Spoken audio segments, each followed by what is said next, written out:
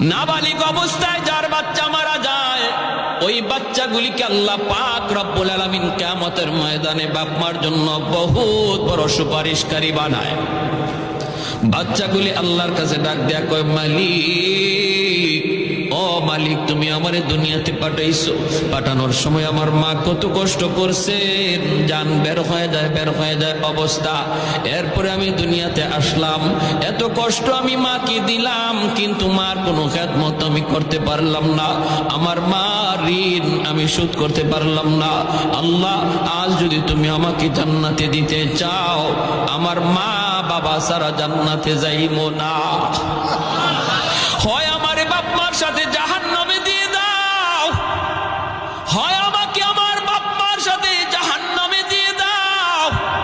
রব্বুল আলামিন তখন বলে, বান্দারে, আমি আল্লাহর আদত হচ্ছে জাহান্নামীকে জান্নাতে দেওয়া, কিন্তু